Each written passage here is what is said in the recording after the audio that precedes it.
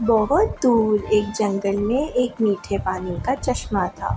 اس چشمے کا پانی صاف شفاف اور بہت ہی مزیدار تھا۔ جنگل کے تمام ہی جانور وہیں سے پانی پیتے تھے اور ہمیشہ ہنسی خوشی وہاں پر زندگی گزارتے تھے۔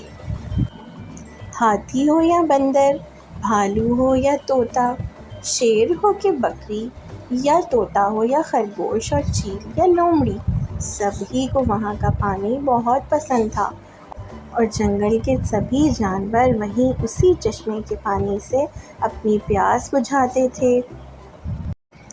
اسی جنگل میں ایک ہرا سانپ رہا کرتا تھا۔ سانپ بہت ہی شرارتی اور ظالم تھا۔ اس کو ہر وقت کچھ نہ کچھ شرارت سوچتی تھی اور وہ ہر وقت جنگل کے جانوروں کو کسی نہ کسی طریقے سے تکلیف پہنچانے کا سوچتا رہتا تھا۔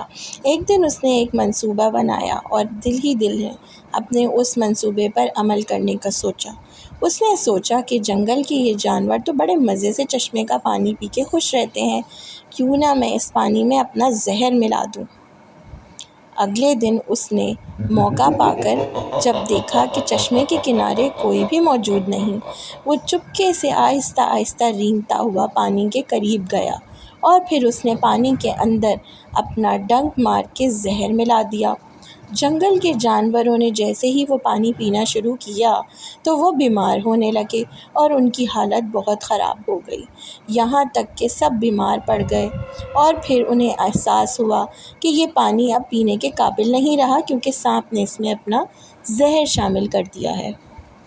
اب بچوں، پانی نہ پینے کی وجہ سے ان سب کی حالت بہت خراب ہو گئی۔ جو پانی پیتے تو وہ بیمار پڑ جاتے اور جو پانی نہ پیتے ان کی پیاس سے حالت بہت بری ہو جاتی۔ سبھی جانور پریشان تھے۔ اسی جنگل میں ایک پیارا سا یونیکارن رہتا تھا۔ سارے جانور اس کے پاس گئے اور کہا کہ یونیکارن تم ہماری مدد کرو۔ یونیکارن بہت اچھا تھا۔ اس نے فوراً جب یہ سنا تو وہ دوڑتا ہوا گیا اس چشمے کے کنارے اور اپنا جادوئی سینگ اس پانی میں ڈالا، جس سے وہ پورا پانی پاک صاف ہو گیا۔ یونیکارن اپنا کام کرتے کے ساتھ ہی وہاں جنگل سے روانہ ہو گیا۔ تمام ہی جانور اب یونیکارن سے بہت خوش تھے کیونکہ اس کی وجہ سے اب پانی دوبارہ استعمال کر سکتے تھے۔ سب نے یونیکارن کا شکریہ ادا کرنے کا سوچا، لیکن وہ تو وہاں سے جا چکا تھا، کیونکہ یونیکارن ایسے ہی ہوتے ہیں۔